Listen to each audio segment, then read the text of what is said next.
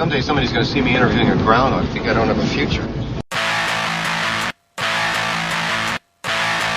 You're listening to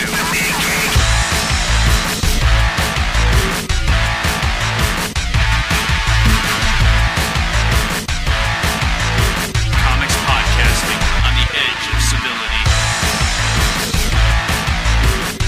You're listening to The Mean Geek, episode 166. All right, seriously, turn this shit down because I'm not. We can't.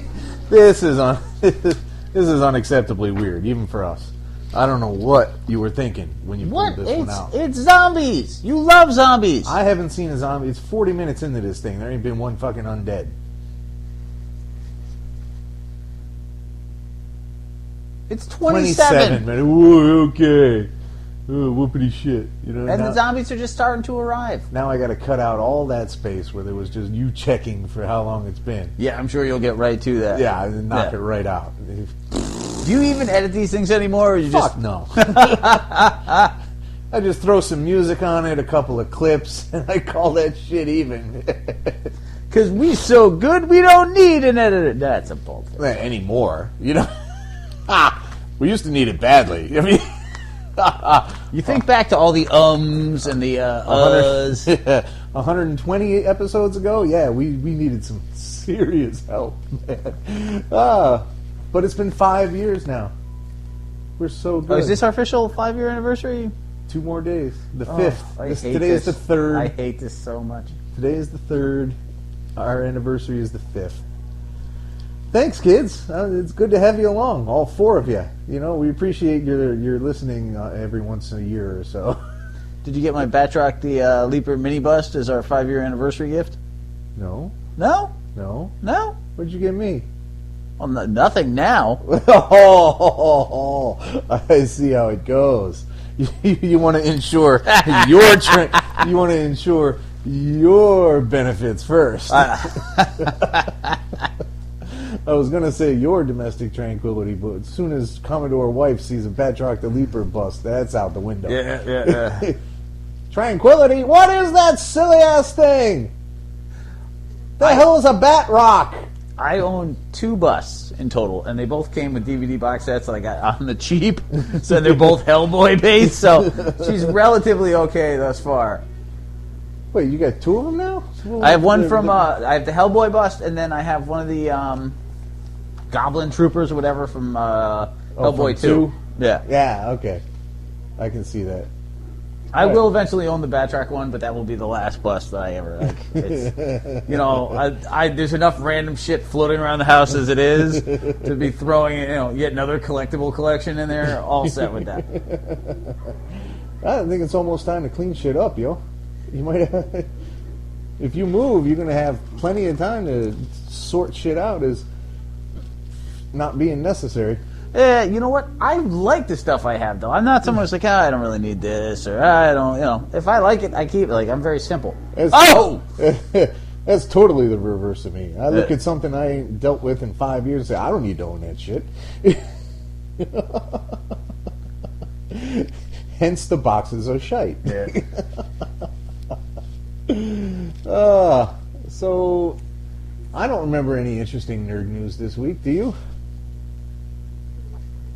The Oscars happened. Gravity got all the technical and none of the major awards. Which is not shocking. Don't care. Haven't seen it. Let's see. You watched some really crappy movies. Yes. I tried to watch a couple of horror things. The Collector, that was terrible. I saw that. Yeah? Yeah. That was... It is, Saw Light kind of crap. Yeah, I got to just after the guy wiped out the entire club. And I'm like, that's enough for me. I don't care about this. In the beginning. Oh, yeah, okay. Wiped out like 500 people on the dance floor with these spinning blades straight out of a fucking video game. That wasn't the Collector, that was the... Oh, that's right, that's the sequel. I guess. I don't know. There's the Collection, and then the Collector, then the Collection. There are 2. Ah. Yeah, that wasn't noted on the Netflix description, so fuck it. Does not matter. No new interesting movies are coming out. No series are coming out. Nothing innovative. I got nothing. The Americans is back. Bates Motel is back. Vikings is back. If you say Hannibal. so. I don't watch any of that shit. You should watch all of those. When am I going to read comics? I find time somehow. Vikings is amazing. Oh, that's nasty. Dead cheerleaders. I don't need dead cheerleaders, man. I need live cheerleaders.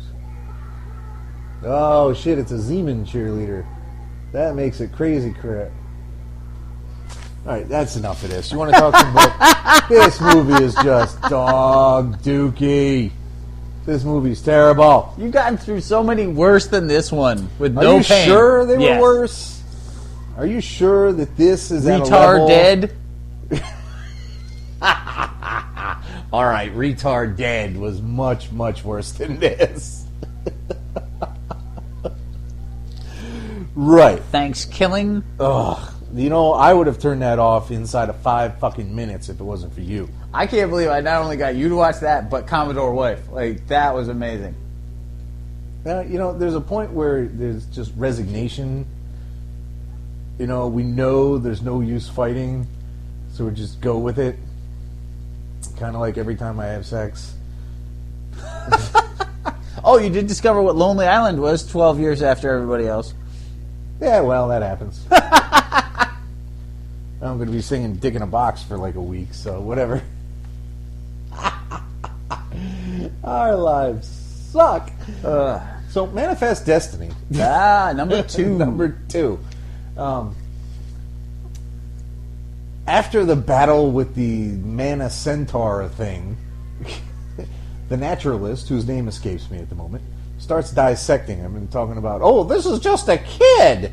Imagine what the full size would... No, I don't want to imagine what the full size want to be like. That's frightening, you bastard. Oh, my goodness. You know, the buffalo tar. Is that what it was? The buffalo tar. They just call it settled on Minotaur. buffalo tar. No, they just went with straight Minotaur. No, okay. I am going with Centaur Man, personally, but... Clark eventually has to go to the men and restate what the mission is, because they're pulling this I didn't sign up for this shit routine, and they're like, oh no you completely and utterly did. We said that you are going to find things that were never discovered before, and we're going to fuck with you, and they have. So have you fulfilled your destiny. So, but they come across this weird wood nymph thing that jumps off a cliff and shocks them all to hell, and I'm like, hey, whoa, why is she jumping off the cliff? Turns into roots. Turns into roots, which is just... Is that how that species, like, propagates? Really? Jumping off cliffs? You couldn't just release some spores into the wind? You have to jump? It heightens the drama. You know, isn't drama natural enough as it stands? Do they have to make up fucking jumping off cliffs? I don't know. They find this fort that has been just wiped out pretty much. And they go into it and they're like, oh yeah, we're going to find some help here. And there's fucking nobody. And they lose yet another, instead of the sergeant, this time they lose a corporal to the Centaur Man. Corporals are largely expendable anyway. I mean, they're only E4s. I was an E4. Nobody would have cared if I had bought it from a fucking buffalo tar. I have to say, though, I found it interesting that, like, so far they've lost 2 of the regular Army guys, but all the shitwits are just floating around surviving. That's the terrible part. How long are the criminals going to be in charge? Or how long is it going to be before the criminals are in charge around here? It's just going to be Lewis and Clark and the rapists. And it's going to be... No, it's a really neat series. It takes a fairly base idea, and it's doing some... You know, like, the world creation is very interesting, because instead of having centaurs, they have centaur man, like the most bizarre shit they can find. So it's very well thought out, and I like what they've evolved Lewis and Clark to be. I also really enjoyed when they're running away, and one of them was discussing the bosom. It's like, that's great. We'll talk about that later. You freak. Really, sir? Is this what occupies your mind the most? That you can Just run faster. And then with the corporal captured, you have this really unpleasant torture scene, which you don't see. You just hear this screaming. That's a bad thing to laugh at, really. But now that you mentioned it, it's a surprisingly good book. Like, yeah, I did not go into this thinking like, oh yeah, Lewis and Clark versus Lovecraftian horror. Yeah, I'm totally down to it, but it was something we had to adapt to real fast. But it was easy to. Yeah, no, definitely not for everyone, but well worth checking out. Yes. So, catching up on Lazarus number 5. Of course, at some point, we had to get some kind of early life story for Forever. And this is where they pull it out. So she's just getting the whole training thing. You're going to be a disappointment to your father. You have to protect the family. Nothing particularly innovative. If you don't defeat your teacher, then you're no daughter of mine. Yeah, which is kind of a... Let me see you do it, motherfucker. I'm still getting shot. I'm 6 years old, mother. God damn. I want to fight, but shit, I'm 5. You know, I can barely pick up this giant-ass bow staff. You're telling me to kick the teacher who's been training for 50 fucking years. The hell is wrong with you? But, again, it's doing some interesting things. Like, you have that really odd moment where they're chasing her supposed brother, trying to figure out where he disappeared to. And the opposing brood across the river are screaming insults at her. One of them shoots her. And instead of demolishing them all, she basically just ignores the bullet wound and talks to them. It's like, you can either fuck up your boy, who shot me like a cowardly little bitch, or we can unleash hell. I was happy with that scene. That was a pretty good sequence right there. It was. It did not go the way I'd expected it to, and they really, in very short moments, they really captured like they're depressed, but they're going to murder their guy. Well, you know, they can clear up what he did on his own. He wasn't sanctioned to go ahead and just shoot her out of nowhere. He pulled that shit out of his own ass. Not generally a good idea. No. So they said, all right, look, we can have war, or we can just call this one even. He's a dickhead anyway. Just fucking pop him one. And there's some kind of disaster going on in the Badlands somewhere, and somebody loses their house. I think we missed an issue introducing these people. You bought the first one. We weren't crazy impressed. Then you picked up a few later ones. So we're definitely somewhere... there's at least one that didn't happen. Yeah, Two, I'm maybe? pretty sure we're missing one. At least one. But, we get introduced to this person who's homesteading, and there's a river flood, and she loses her house, and she doesn't know what to do. But then they switch to the Carlisle compound in south central Los Angeles, which it turns out has not really changed at all. Clans are controlling the streets, everyone's scared, and there's a whole lot of armed guards. Yep, pretty much. I mean, I thought this was the future and shit. Come on, fellas. It's like RoboCop's Detroit, man. Pretty much, man. There's nothing different going on over there. Some things just don't evolve. I hate Detroit. Any listeners in Detroit, I sympathize with you. I did live there. It was bad then. It's worse now, so I'm glad to be gone. But I feel your pain, my brother. That's some beer. It is. So, you know, I'm still enjoying it. There's a lot of world building going on. I want a couple of more details about a couple of more things. But it's only 5 issues in, so I'm willing to go to the line with that. No, there's some things I like about it. It is very stock in trade in that you've got, you know, this not quite family fooled into being the protector of a clan, an overly powerful bad father figure. You know, I'm not entirely certain he's as bad as he's being made out, really. It's difficult He told to the tell. 6-year-old that he would disown her if she didn't defeat her sword master. That was for training purposes. That was for training purposes. And they're lying to her about being related, so I suspect he's absolutely as bad. Well, for training, genetically speaking, they are. So they are family. They're totally family. She's a weird hybrid clone of the two brothers and sisters, so she wasn't born of woman's womb or nothing, but she's definitely sharing genetic material with them. So, and who are we to say... In a Spider-Man kind of way, or in a... much more scientific and actually involved. There's a real process going on there, instead of oh shit, how did she avoid all that? It's not the same. There was science.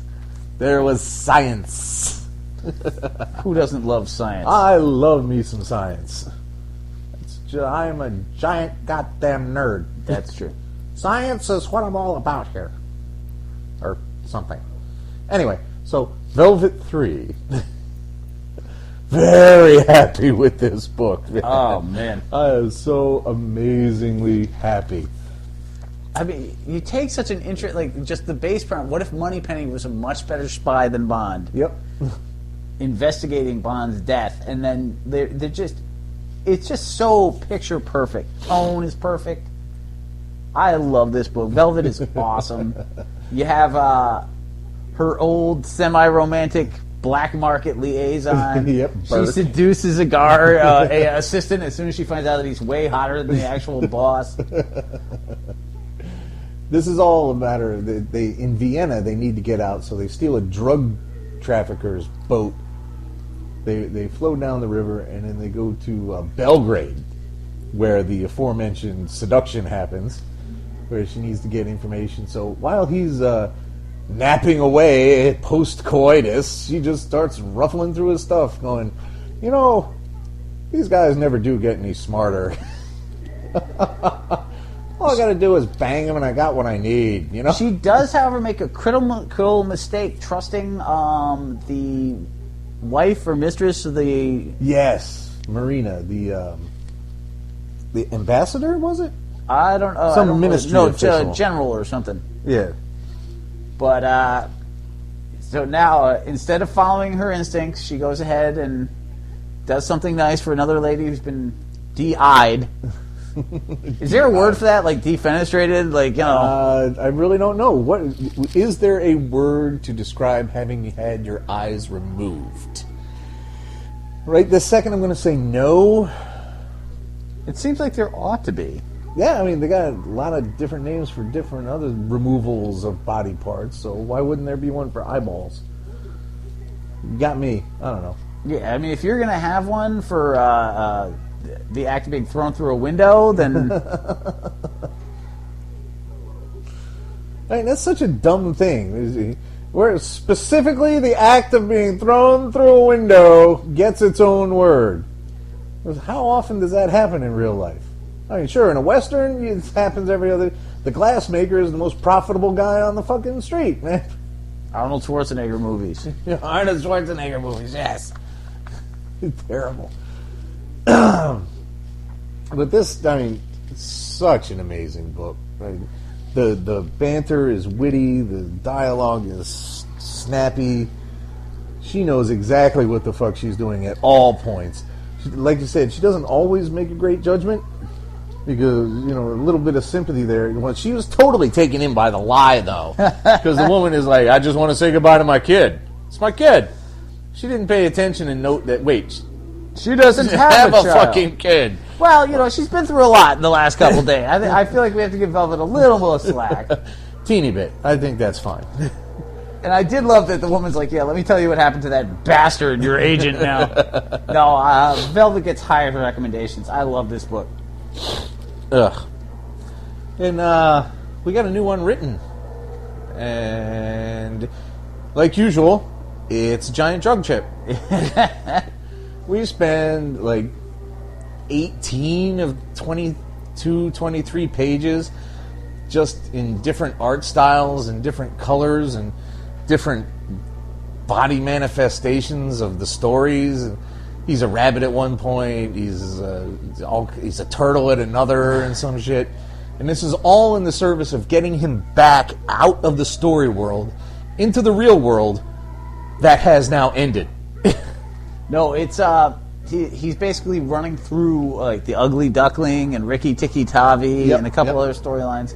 And finally he shows up in their version of the Beatrix Potter world to hang out with Tig and Diggy Dog or whatever the fuck.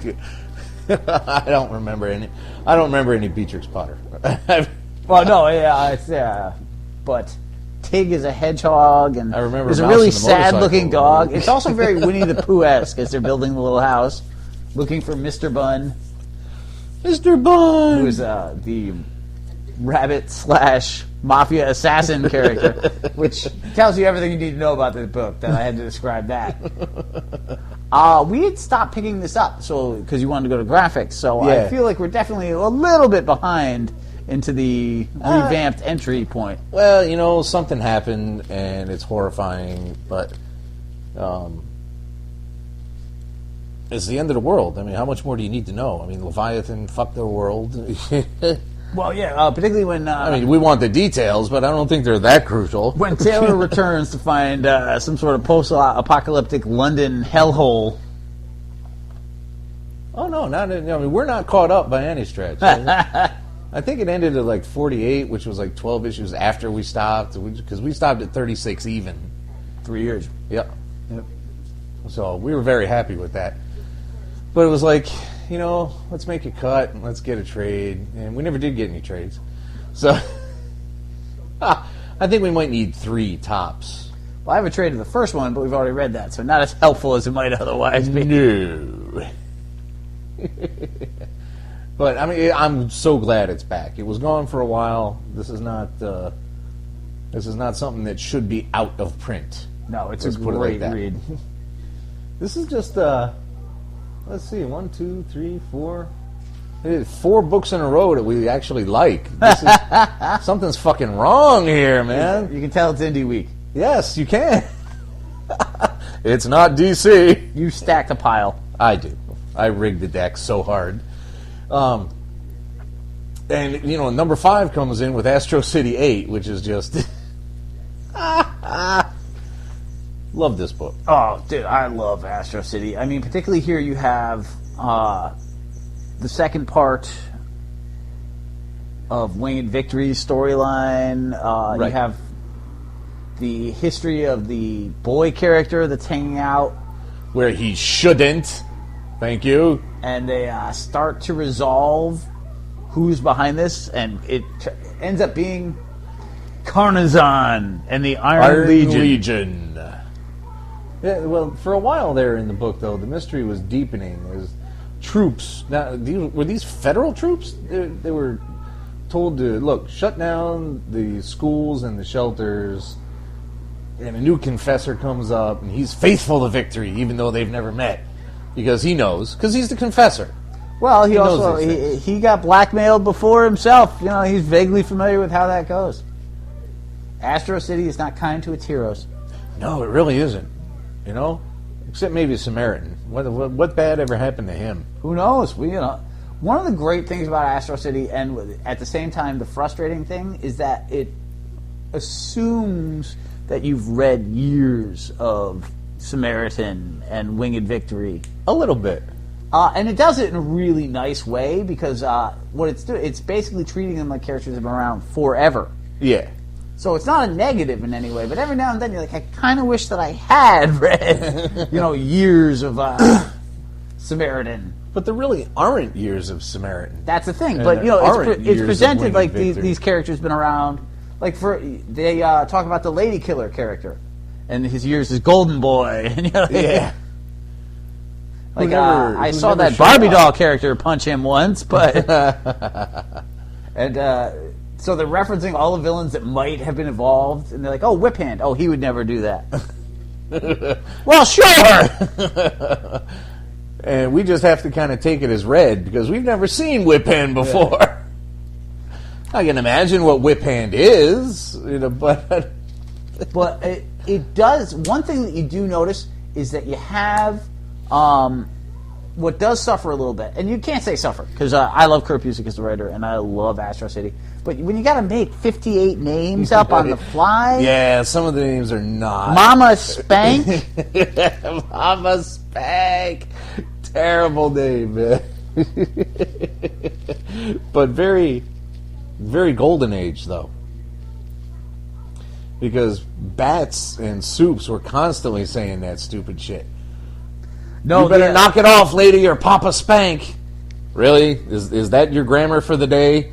Papa Spank? Oh. It's nuts. It's nuts. But Mama Spank, I mean, that's humorous to me, at least. So I don't have too big a problem with Mama Spank, even though it is outright silly. But it's not a great name by any stretch. It's not. Nobody's making a Mama Spank action figure. I like the idea, the courtesan, and Yeah. I want to know who Whip Hand is. So that's the cool aspect. But yeah, you can definitely tell when somebody has to create like 38 villains in the same moment. Robber Man. Robber Man. Yeah, so the Iron Legion shows up, and we get that final page where Victory is just like, "Come at me, bitches." It's on. I'm angry. Your That men. made me so happy. She's just like, "I'm ready for you bitches, man. You just come to me. You just fucking come to me." I've had it with this shit. I'm gonna fuck you up. But yeah, so we have to assume the next issue will be Carnazon. Pretty much, yeah. Alright, so now we're going to shift gears, and we're going to go from 6 books in a row that were just like, holy crap, to holy crap. What do you got? In Pretty Deadly 4, we get 4 pages of analogy between characters and hummingbirds and storms, for fuck's sake. Oh, this was It just kept going and going and going. This was the second wordiest book that we had to get through. The first was Unwritten, and there's a third out there too. But yeah, I'm all set with I love that the gunslingers name is Johnny Coyote. Like that made me laugh out loud. Like I'm Johnny Coyote. Really. Yeah, well, he pulls her out, Sissy, out of a stream, and they just kind of walk off. It's like, what were you doing in the stream, kid? Were you washing? What was you just show up, get pulled out of a stream, just walk away. What? The events in this book don't always follow anything. No, there's some very strange things happening. It just the tone changes so quickly between this one had the most Western feel with the giant gun knife fight by the water that ends with them becoming a team somehow. But you've also got this mystical girl. I did love the moment where the girl's like, "Why did you give me that paper?" "Well, you stole it. You wanted me to." "Well, I didn't think you'd burn it. I thought you'd read it because it was a paper. I didn't know your little mini arsonist ass was just going to demolish shit." Death and Ginny's mother talk for a little while, and she's just like, "So come with me. If you're going to put me away and you're going to wander off, then fuck it, come with me. Be with me. You wanted me, and now I'm here, and you won't let me go. So fucker, come on, come with me. Let's die together. Let's do something. You know, I don't even get a letter from your pale ass anymore. There's flowers." And this was very Nightmare-esque or Mephisto. Yeah, it had that classic I'm a fucking insane death character. And eventually Ginny's like, "Well, I guess I got to go see Pop and see what's going on here." So she shows up in hell. Yeah, there's a lot. It's you can't say it's totally confusing book, but every now and then you're like, wait, what? You do have to pay attention. You have to give it attention. But yeah, Pretty Deadly is. I like westerns. I do not like this. This is not for me. It's grown on me a little bit. It's better than I originally. When I read the first one, I'm like, what the fuck? I no longer. If I catch you reading this, it's not like I'm going to berate you for 20 minutes like with my original plan. Dude, go watch The Wild Bunch. Get away from this. Walk away. That's craziness. So, yeah, I don't know if I'll be picking up anything after that. I mean, it's on hiatus already. They're getting ready to start a new arc with 5. Although they didn't finish this arc. Finish this arc. So I'm like, so Kelly Sue, what's going on? Kelly Sue, pretty Kelly Sue. Oh, Kelly. Yeah, I went with a Buddy Holly kind of vibe there. Wow, I would never have expected you to pick up Buddy fucking Holly. I love Buddy Holly. Are you serious? Yeah. I don't see no Buddy Holly CDs in that case. Because you don't need it. He's got 12 songs. I have Which a would Buddy be Holly a CD. I have a Buddy Holly tribute album. Oh, do you? Yeah.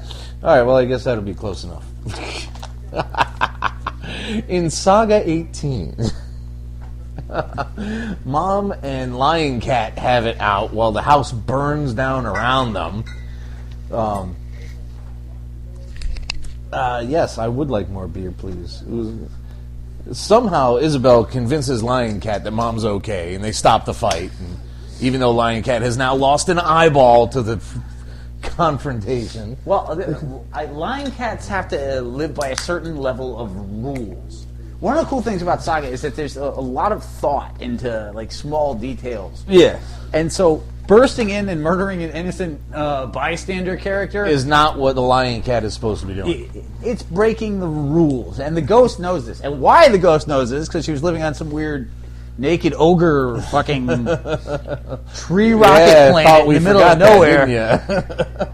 And somehow now she's a font of knowledge about the most obscure space shit. Like, robot, do as I tell you. Lion cat, do as I... I mean, every other page something is happening on this thing. It's just page, thing. Gwen finally shows up, confronts Alana and Marco, and demands a healing spell for the will. Seems reasonable. Yeah. Right? No. How? I won't kill you for breaking my heart as long as you save the man who is healing my heart. I've moved on too. Now fix him, I'll kill you. Seems reasonable. I don't see. Well, we'll need some snow. What snow? Huh? All right. Well, Robot ends up saving Mom, but he's all twacked the fuck out because he's got some damage going on to his CRT, and he saves her, and then he just kind of trundles off. He doesn't. He's like, doo doo doo, I saved somebody. The reporters ditch a story about the robot, and the Will's sister shows up at the hospital. And that's the book. That's the issue. Kind of kooky. No, it's such a good book. The part where he pushes his wife and daughter off the roof. I knew you can do anything. Come on. That was a. You were worried for a minute there, weren't you? Well, no, you knew they weren't going to kill him that way. I don't know. Vaughn might have. He will fuck you up occasionally, man. But it was definitely, nobody kills a baby with the father pushing the mother and daughter off the roof to protect them. Like, no one does that. Which is why he should have done it, man. I'm sure there's some asshole out there right now thinking that very thought. But, dude, that was the most baller moment ever. She's like, how did you know my wings would work? Is there, because you can do anything. Oh, I was about to fuck you up for throwing me off a roof, but like, damn, guys with horns got balls.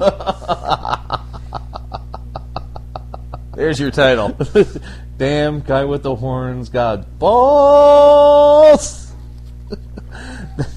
No, I'm not putting balls in my title,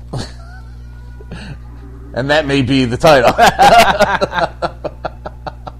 But, no, Saga is so awesome, the book. Now, you said it was going on hiatus again, though? Yeah, it's got a good 2-3 months before it comes back.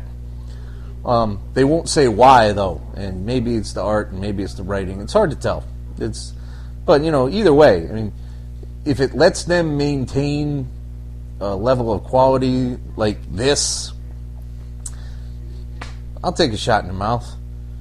Wait, I'll wait 2 months. Wow.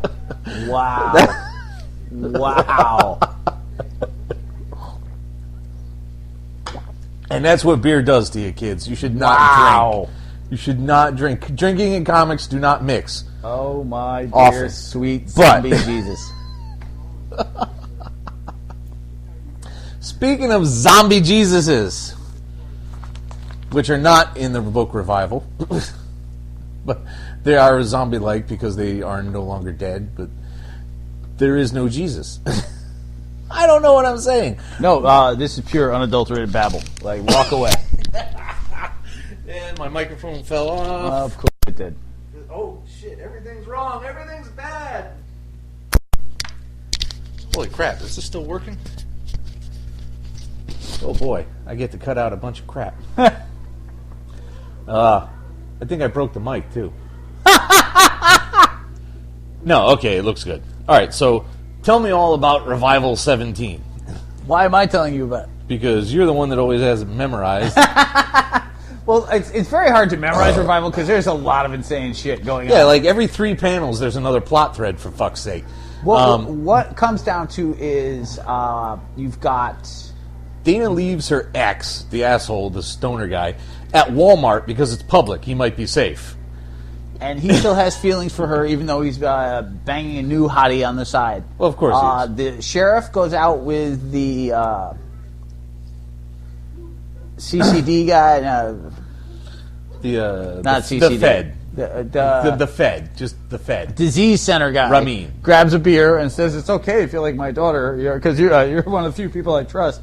Well, random shit happens in the background at the bar. The little dead girl is smashing her face into her prison wall while Zombie, the serial killer, just takes a fucking spa bath in the room next door, which is too fucked up for words. It is, man. What the hell were we seeing there? The professor... That kid disturbs me, man. Well, that's the point. Like, there are disturbing things, and they come back around. Like, when we read the first Revival, which you got because you vaguely liked hack and slash. Right. So you got the first Revival, like, let me get in on the ground floor of this. And the most disturbing thing was the woman who kept ripping her teeth out, and they kept regrowing. And they revisit that in this when a sudden bin opens and teeth pour thousands and thousands of teeth. Which is just horrible. You've got the reporter who discovers that... She knows all the backstory of the Czech boys. But it turns out that they are horrible and awful and deserve to die, so she's pretty okay with it because they murdered their transsexual father and mother. Yes. Freaky. So, what else happened in there? And the professor... Professor Weimar. Professor Weimar writes a note to his wife saying how much he loved her despite cheating on her and blaming her for his inability to write the great American novel. Sends a separate note to his student/lover, in which he reveals that, hey, I liked you, but I like my wife also, and here's a bad poem. Enjoy. And then commits suicide by Shmoo, because the zombie spa thing drowns him, which makes less than no sense. Yeah, I didn't follow much of that at all. I was like, what are you doing, dude? There's a lot of convoluted bizarreness going on in this book, and it is fairly awesome. I do love most panels of it. It's almost panel by panel. I just adore this book. It's a horror epic. It's so cool and so well done that even when it hits the occasional, and this issue was fine, but every now and then it hits a note where you're just like, do something right now. But because you want something to happen, and it juggles weird and horror so well. Like, it's insane how captivating this book is. It is. What else is insane? No. Okay, no, can't use that. Okay. I was going to try to use insane as a segue, but that's just not what happens in Star Wars 13. Insane in the membrane. Gone insane, got no brain. So, what happens in this is Vader creates this little black ops team of just random super elite stormtroopers that are identified merely by a black dot. Dude, tell me this doesn't feel like a Marvel book, the Stormtrooper Legion. There's nothing wrong with that. I know, I love it, but you're just like, oh, yep. Here are the badasses of the Stormtroopers. So he brings in Ensign Nanda, who And this is a good point about the EU getting wiped out by Disney, because then they can... What are you talking about, Kat? They can start from scratch. And the point of starting from scratch is they might get a little more diversity running around in there. Because one of the things that they explained in the EU that was never, ever covered in any of the films was that... And they need to explain why the Emperor was so fucking horrifying. Aside from just, manufacturing a war to take over. That's not so much. He's the Sith. Politicians do that all the time. Yeah, but what else did he do, man? What do you mean? He's just in charge. In the films, you don't know what lengths he'll go to be a giant evil jackass. I don't know. I feel like it's implied pretty well, like that he's a giant evil jackass. No, not really. Well, I mean, but the details of how, right? They never get touched on in the films. In the EU, they say, he was a slave driver. He enslaved the entire planet of the Wookiees, which they never mention that in the films. It's all in the books. He has an absolute disdain for anything non-human. Well, that's actually made fairly. I mean, that's made fairly clear in the because nothing alien works for him. What are you talking about? In the Empire? Yeah. Everything is human. Oh, yeah. Well, I mean, that's just a barely... You got to look for that to notice it. I don't think so. I mean, I get what you're saying. It's not, like, drawn out, but it's insane how many aliens they make clear exist in this world. Like, a ridiculous amount. And every time you see anything remotely Empire-based... It's a British man. Right, yeah. There's never any black women in it, but Nanda is. Right. And that's good. In the expanded universe, they've definitely moved away from that to a degree. But as much as I see what you like about Nanda, what drives me nuts is that you have this Vader character, like, ask no questions so you can deny everything. Like, I'm sorry, you're Darth fucking Vader. You don't care if this ensign gets fucked 7 ways from Sunday. He really shouldn't. That was an inconsistency. I was just like, no, stop that. No. But he's also not above a subordinate, who does do what he wants him to do, being rewarded. So, this is a hardcore issue, man. They're running around all over the galaxy, wiping people out and checking on records, all the while trying to find the roots and how Bircher did what he did. How he infiltrated the Devastator and took over Vader's own fucking ship from him. Vader's fucking mad about this, man. Hard to believe. Many Bothans died to find out this information. Yeah, it did. So that was good. It was a nice... It wasn't really spy-like. There wasn't, espionage going on. But it had a low-key Black Ops thing going on, which was fine. No, I totally enjoyed this issue. I thought it was a lot of fun. It was interesting. It was the first time in a long time. And this is the best thing about the Wood Star Wars universe is that Vader is pretty fucking badass for the first time since the Marvel comics. Yes.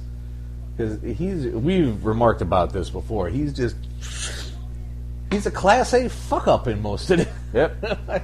He gets beaten up by, religious figures on weird planets. He gets stood up to by fucking priestesses when he should be just wiping them the fuck out. Knucklehead Vader. Spilling force all over the place. Oops, I missed some force. No, they bring him back to the roots. Like, this is the guy who wondered where the ambassador was and snapped the fucker's neck. Yeah. This is the Vader we know from right off. And that's good shit.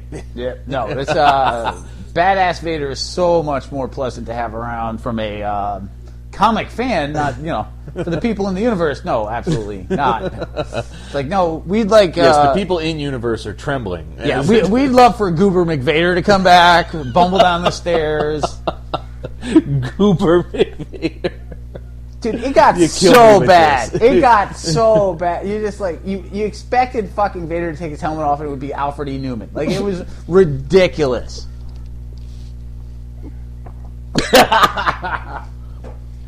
What? Me force sensitive? I'm just imagining that because they did that on a cover a couple of times. Yeah. That's awesomely funny. Oops, there goes some force lightning. You know what I found odd though is this is trying the wood Star Wars is trying to be very close to the movies. Yeah. So I guess this made a little more sense, but you have there's a lot of people back talking Vader. Of quite a few. And I got it when Grand Moff Tarkin was kind of lippy. But, you know, you had these guys like, well, it was actually your ship that got taken, and for you to hold us, we're like, are you out of your tiny little fucking mind? It does seem imprudent to backtalk Vader. Hell to the no, man. Then the other guy had to, you know what?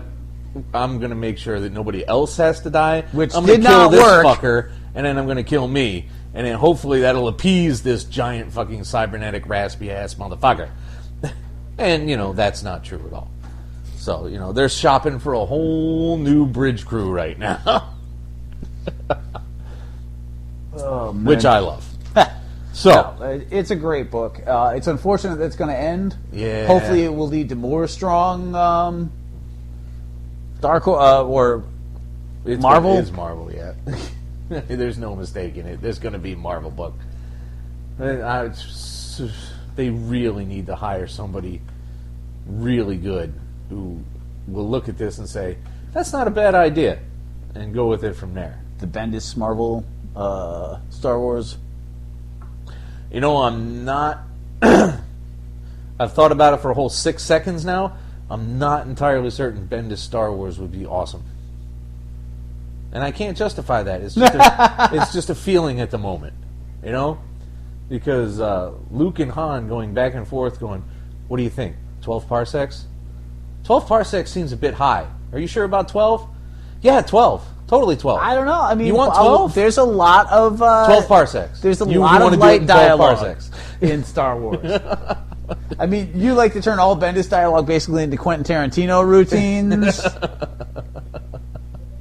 Does it say dead Gungan storage here? No, and I don't know why you do this, but you do. Because dead Gungan storage is fucking hilarious. You've read his dialogue. I love Bendis. You like Bendis. So you're not going to get a full agreement. Like, yes, no, it would be horrible. I would totally read it. Well, I'd give it a go.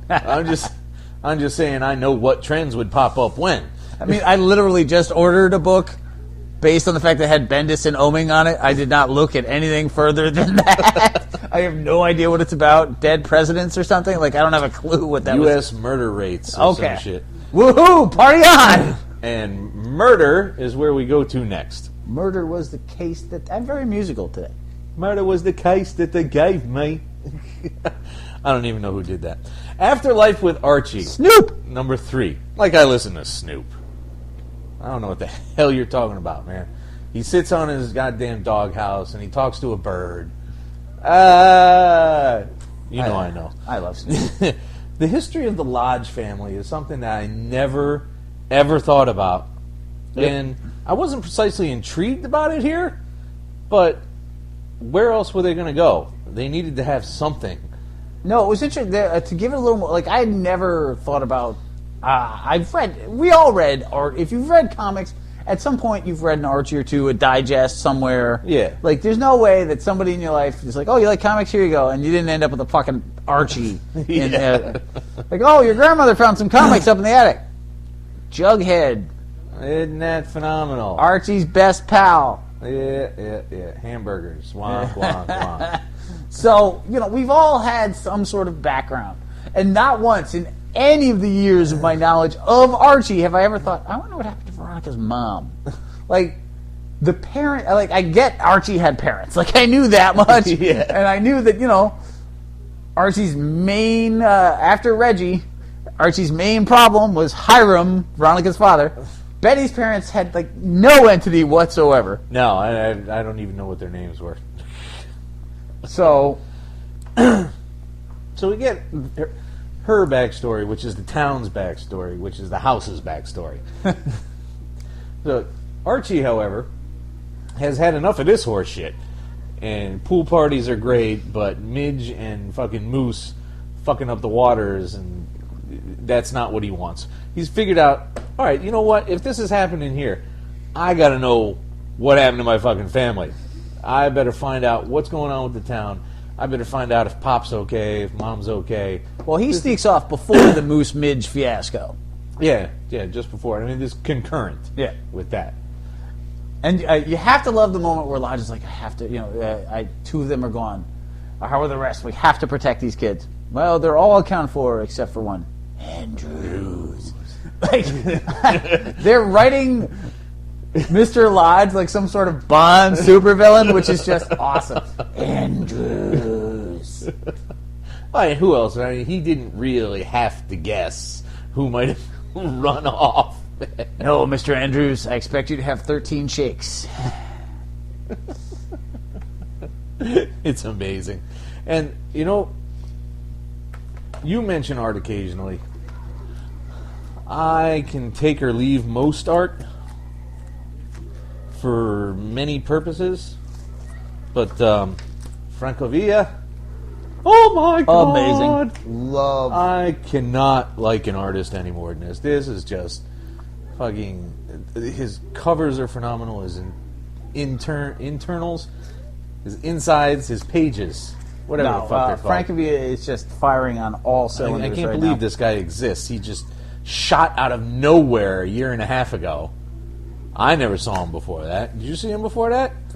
You did, actually. Remember, he did Batman. You actually, when we saw him on the Black Beetle. Yeah. And I'm like, oh my god, this guy's amazing. Like, he did some Batman stuff a while back, but it was like a vague, like... Yeah. Yeah. I remember him. I don't remember much. You have to go back and look at those and find out what they're all about. Yes. Because I have totally reveled in him on everything since then. He did the Zorro book.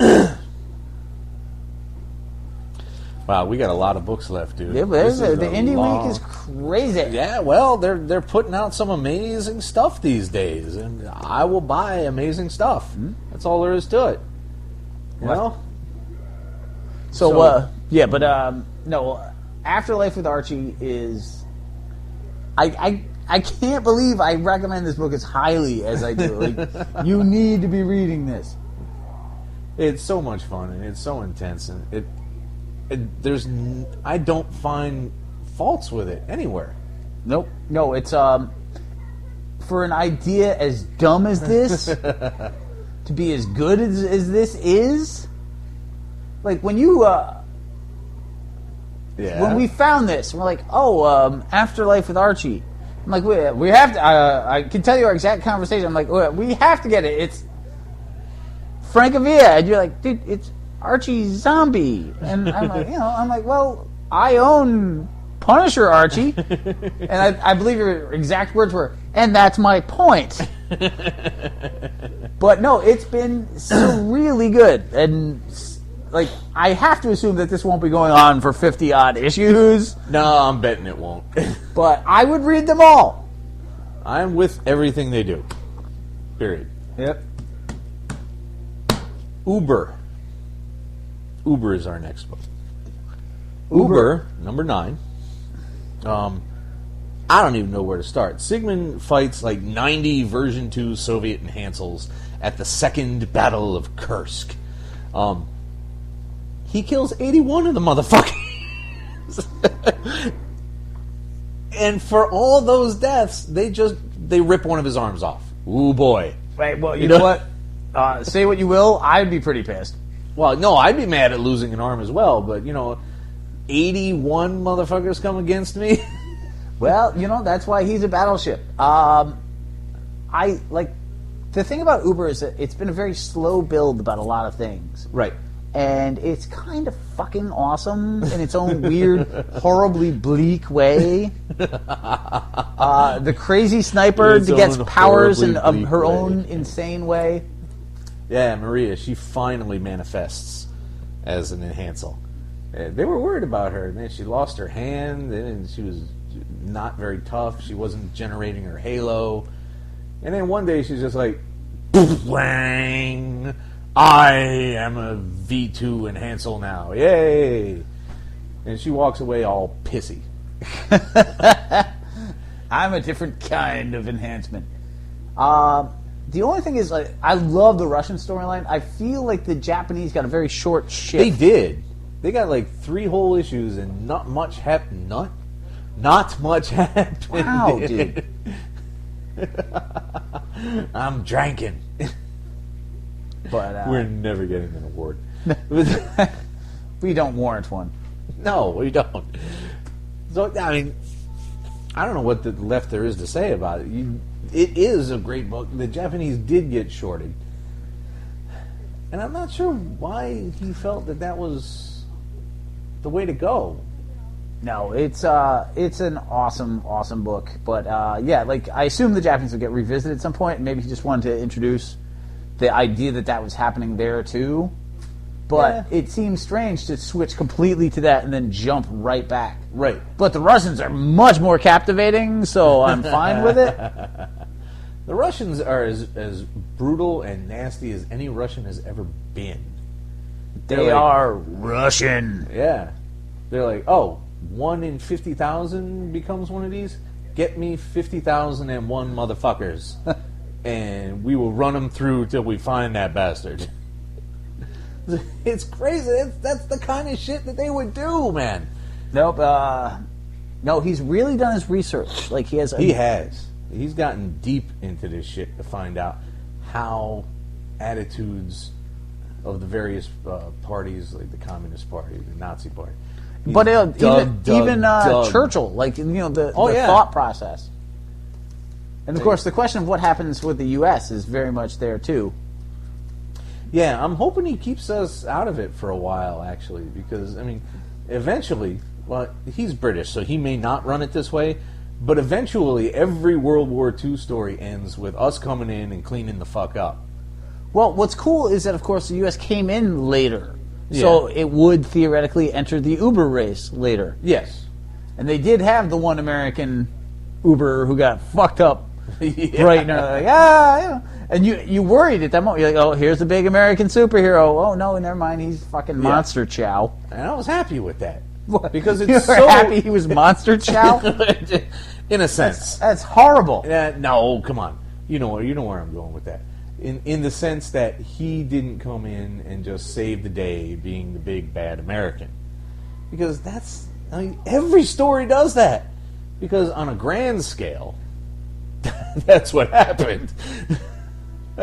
But when you have an opportunity like this to tell utter fiction that doesn't have to be from the same perspectives, you got an opportunity to play with shit and do things a different way and subvert expectations, as some literary asshole might say. That's true.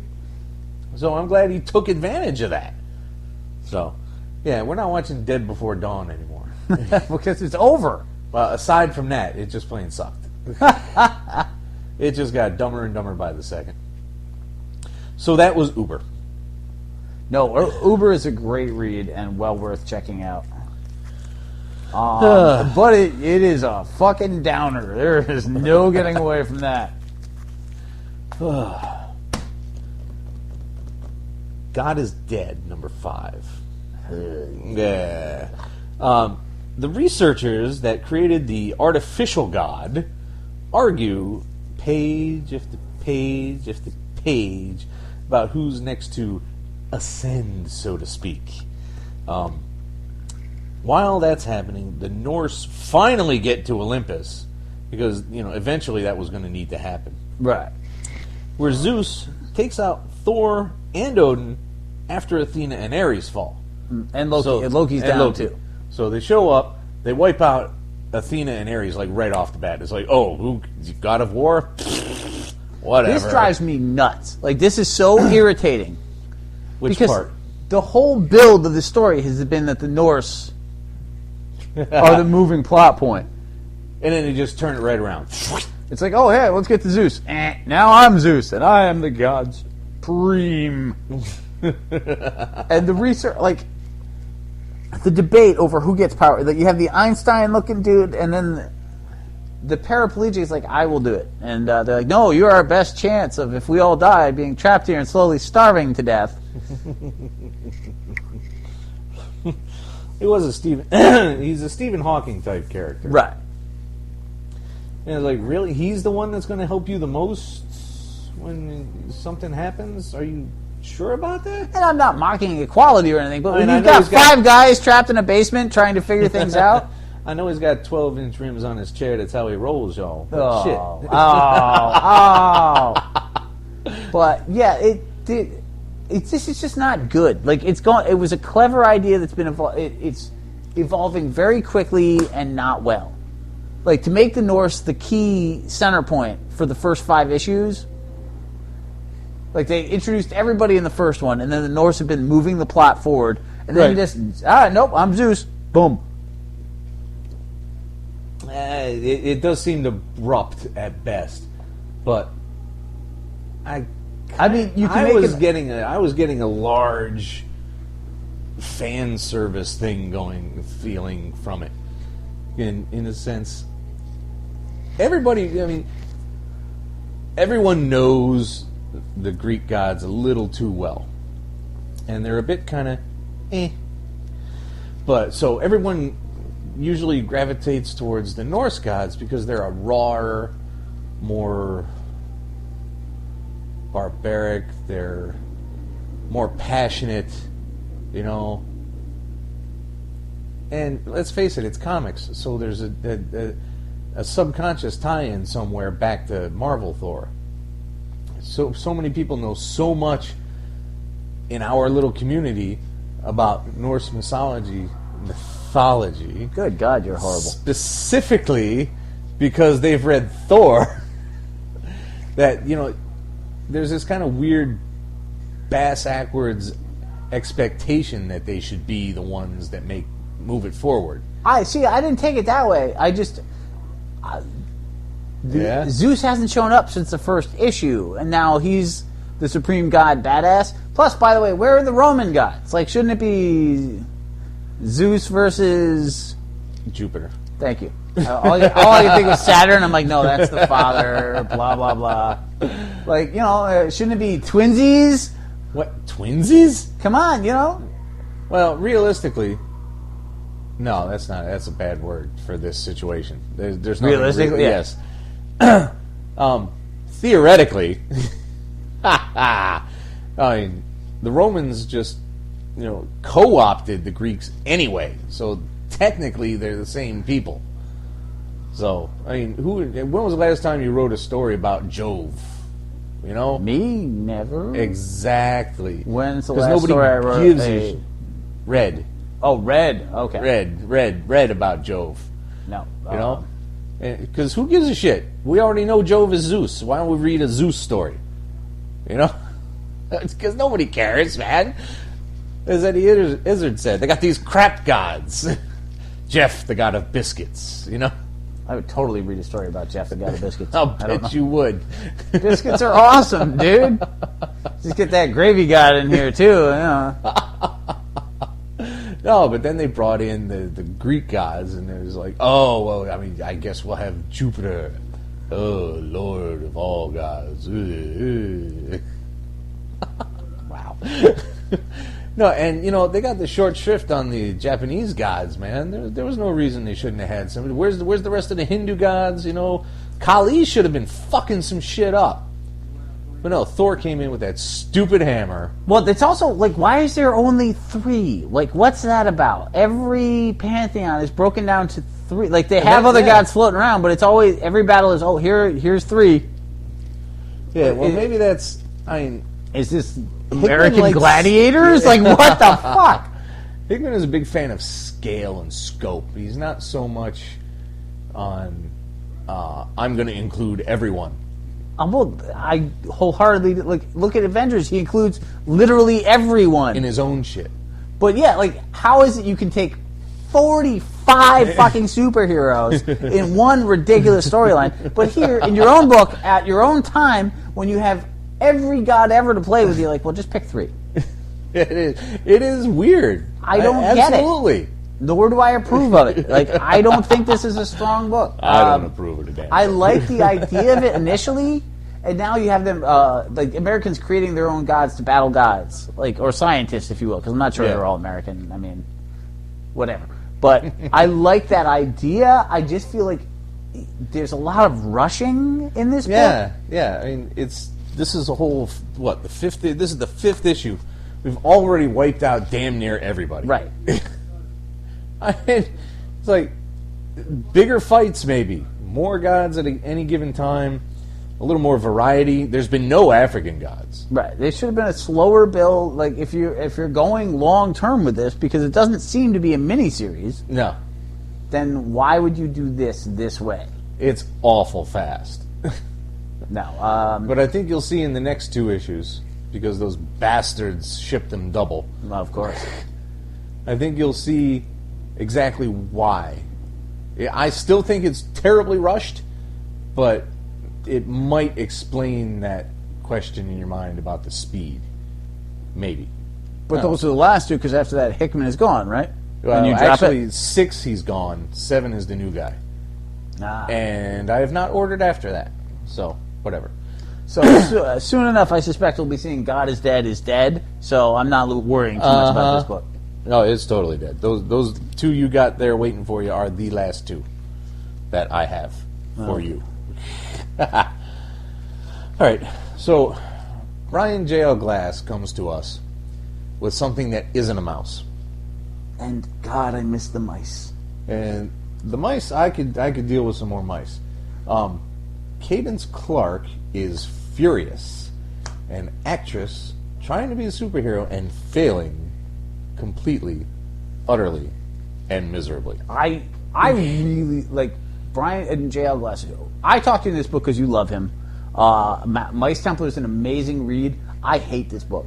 Like, what if Lindsay Lohan got superpowers is not an idea I care about. And the amount of chatty, introspective dialogue I had to read. Yeah. The mom trying to shoot her own daughter.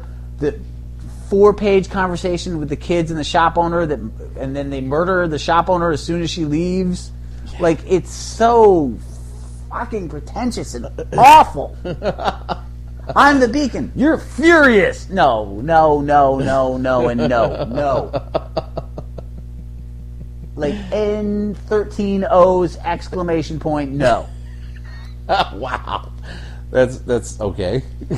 I just don't. I did not like it. I think Brian J. L. Glass is a really talented writer. I thought Mice Templar was really creative. I mean, it took your basic idea of like, here's mice with swords. Like, that's been done, oddly enough, quite a few times. And it really did it well. And then I got to this, I'm like, and we just hit the full fucking brakes in the middle of the... Oh, no. Like, no. I thought it was readable, but I definitely was not impressed at all. I was like, really? So the actress decides she needs to go be a hero because her motivations were muddy at best to me. I mean, she wasn't even like 100% altruistic. It's like, I have this wondrous responsibility now because I can do these things. No, it was just kind of like, well, with great power comes great accountability. I guess I gotta. I mean, I'm supposed to, right? I guess I will. Fine. And it was unclear at best why she felt the need to do it. Not a fan of this book. I'm even less of a fan of Badass. Love Badass. Are you serious? No, not at all. Phew. You scared me for about a quarter of a second there. You worried the shit out of me. Some did not hate it. Watched too many Hitman movies and made a character that was so over the top silly and generally just poorly realized. It was just...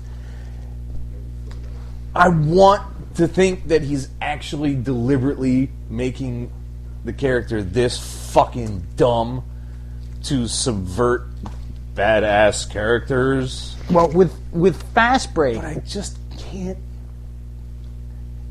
don't think that's it. With Fast Break, they developed the idea of, like, what if we took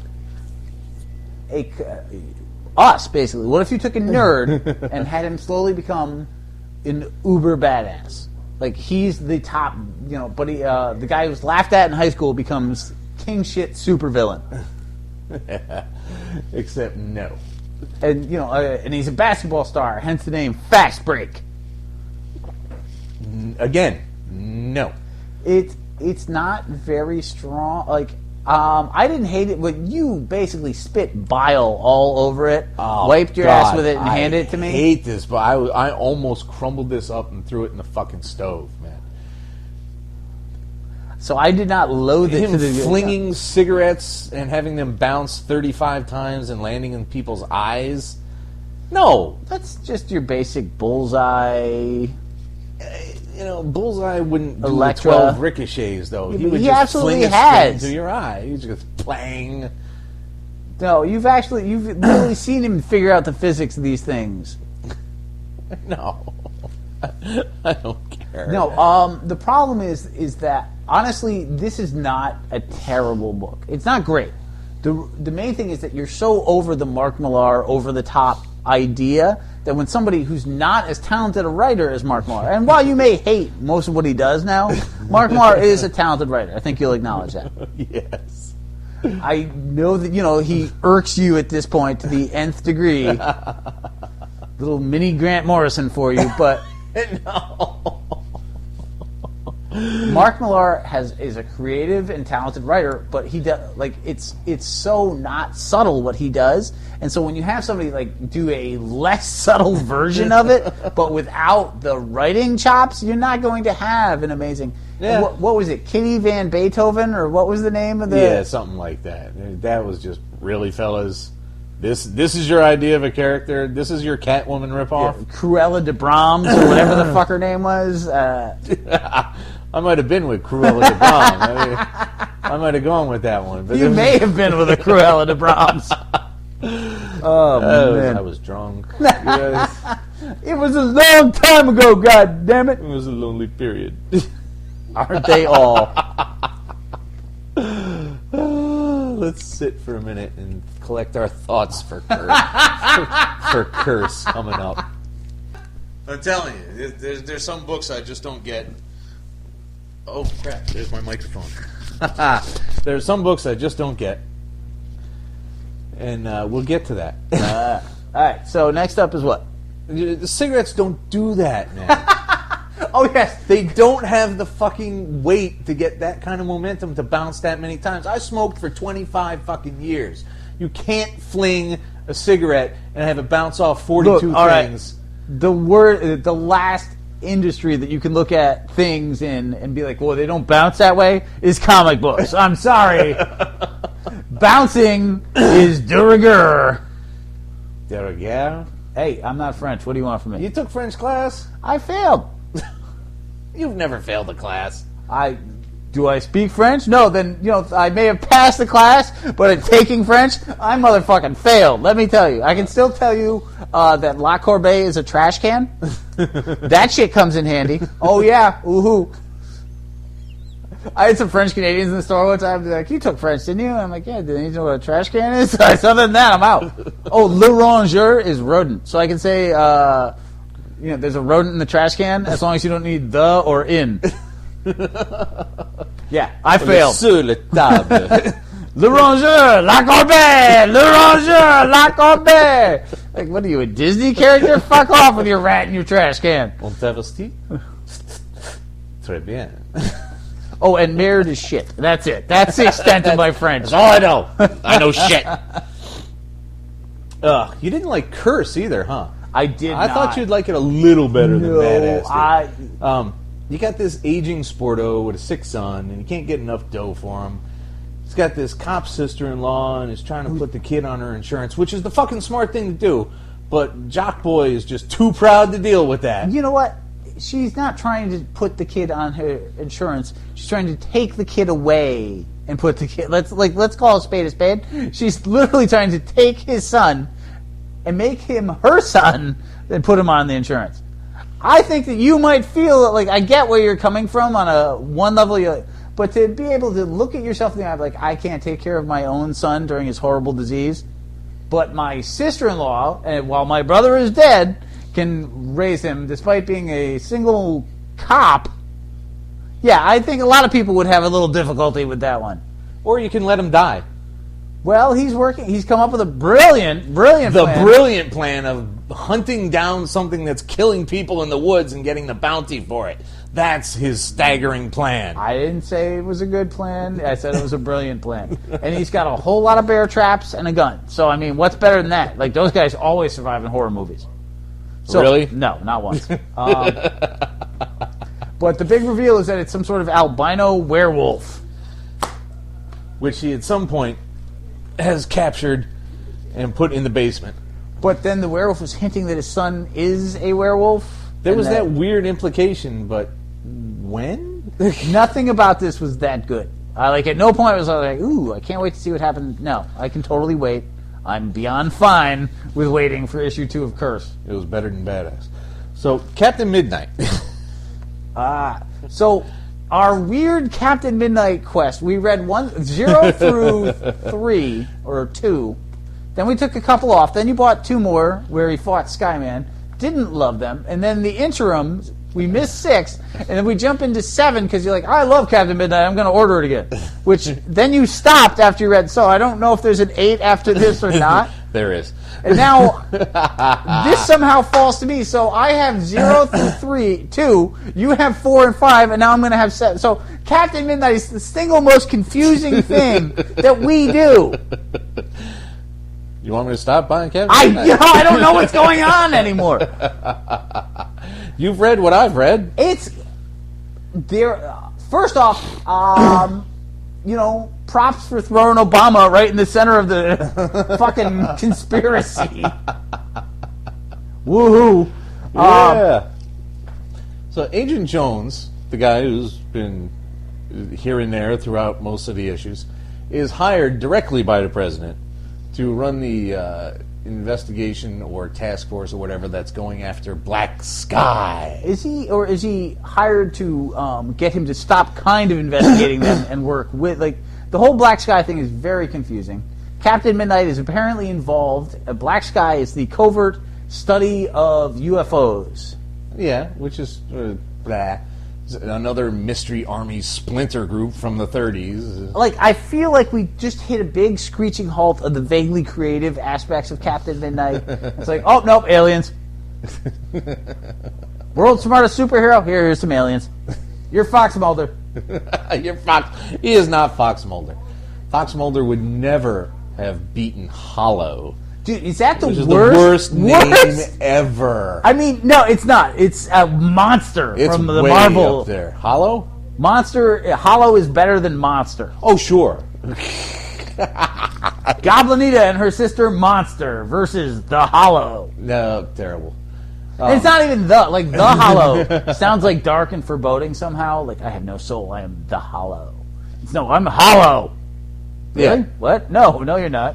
You're a giant fucking meat bag. Cap is saved by mystery guy number 19 in this book, who is using one of Cap's teleporters. Every time we turn around, there is some mystery guy that is using more of Cap's technology and just saving the day and saving his bacon, and this has happened like 3 times now. Yeah. Well, you also have the big reveal that Cap comes to realization that the evil mastermind must be his old sidekick. Of course he must. Sure. I mean, what else would it be? It's like, dude, yeah, you understand 30s heroes, and yet you don't. Captain Midnight is just this side of being cool. Like, yeah, you get to a point, you're like, oh, this is gonna be, go somewhere awesome. Left. Oh, look, hey, the biggest ball of twine. Let's go 78 miles out of our way and stand by it. It's like, no, I want to get to the Grand Canyon. Leave the fucking ball of twine alone. Yeah, but you were so happy with the polar bears and Shark I Fury. love bears! I like Paddington. I like Winnie the Pooh.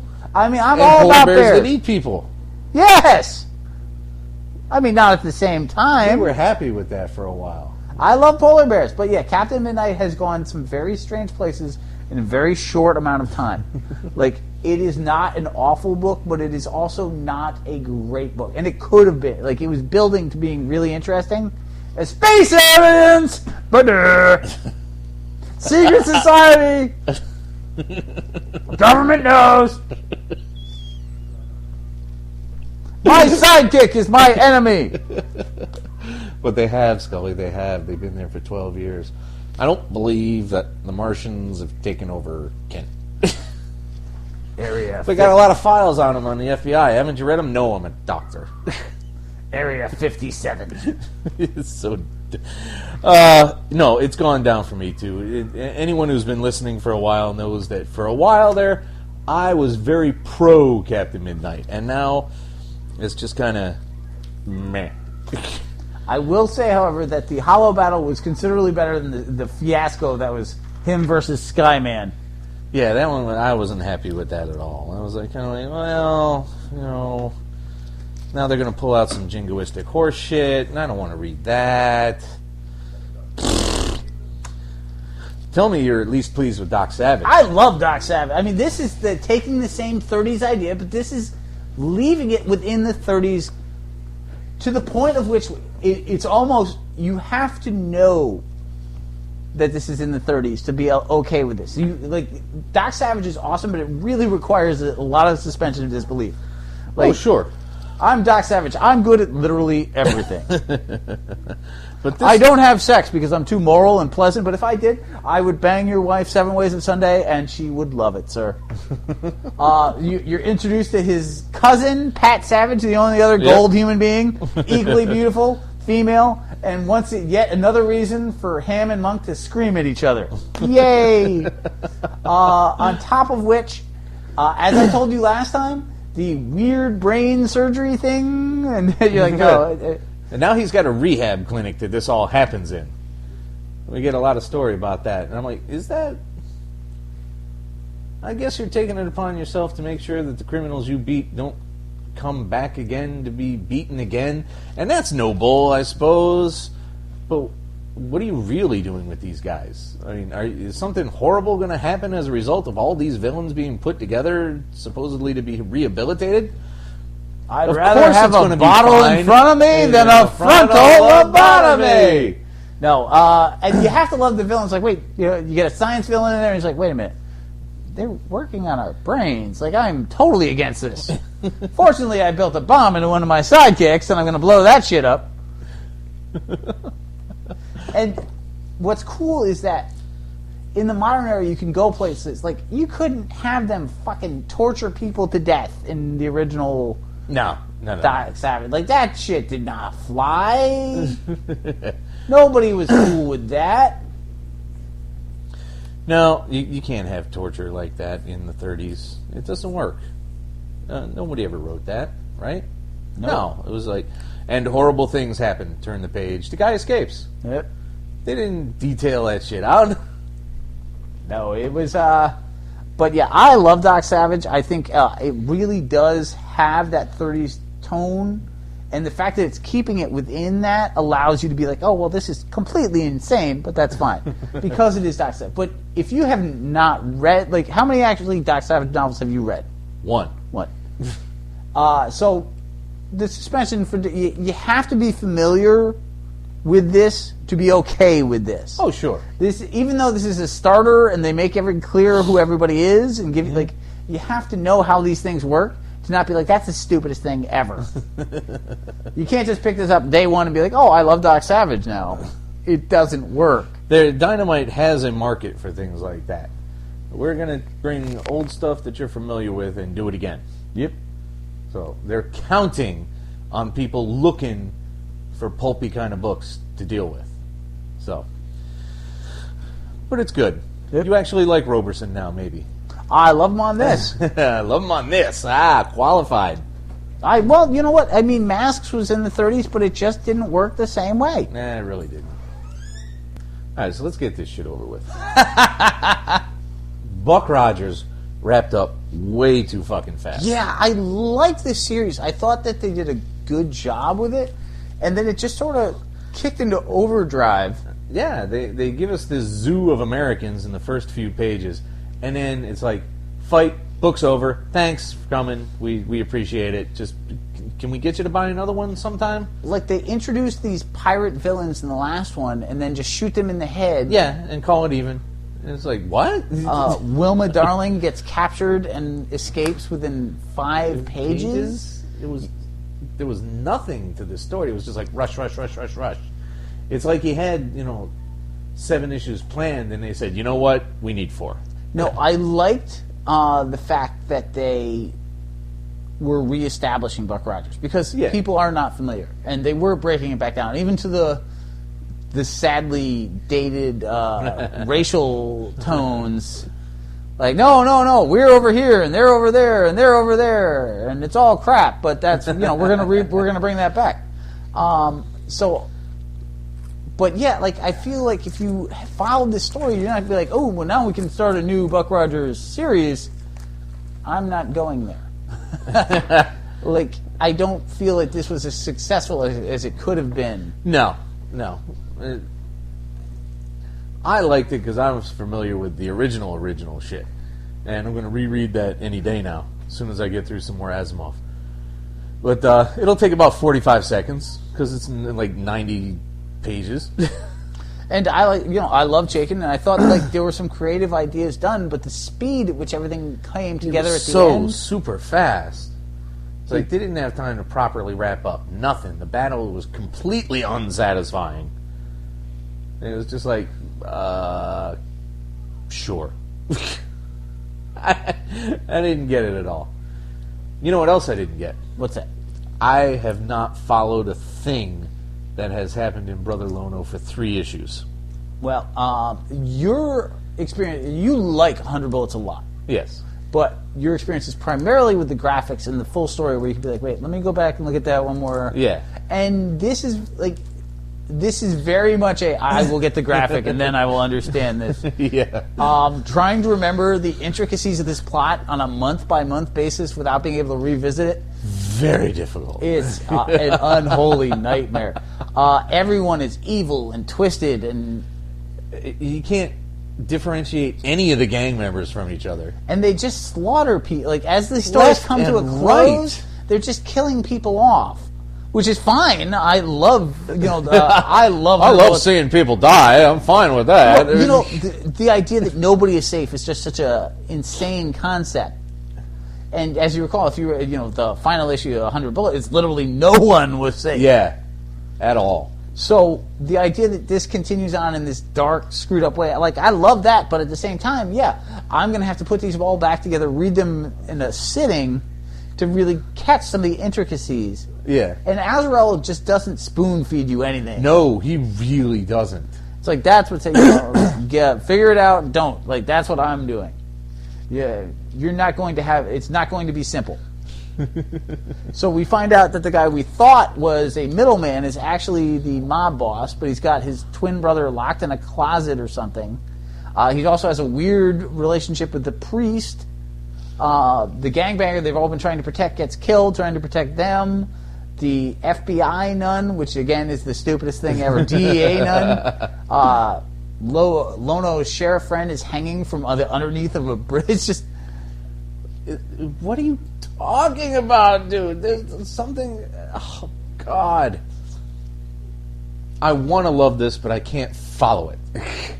I do love it, but yeah, it's definitely, you can't dip a toe into an Azrael book, and particularly not. Like, just go back and look at I, Joker, or Joker, whatever the name Joker. of it. Yeah. And you're like, wait, what? You have to keep looking for depth in the way he analyzes the things in that, because even as a one-shot graphic, you're like, no, that's not an easy follow read at all. And that's literally like, oh, here, it's one volume. This is what you get. It's done. Enjoy. You read in one sitting, and you're like, wait, what? Let me go back. But I guess, with one issue left, they'll make some sense of it. We can but hope. Yeah, well. And I'm hoping that an hour and a half was enough. I can only assume that it was. Good, because we're fucking out of here. Bless you, fuckers! Good night. The Mean Geek is recorded live at the Reverend Mad Duck's apartment whenever the hell we can get to it. Find us on Facebook, Stitcher, Twitter under @TheMeanerGeek. Subscribe to us through RSS. Or we can be located at our own site, www.themeangeek.com. And most importantly of all, you can find us as a proud member of the Comics Podcast Network. Email us directly at TheMeanerGeek@gmail.com. Can I drink now? You may.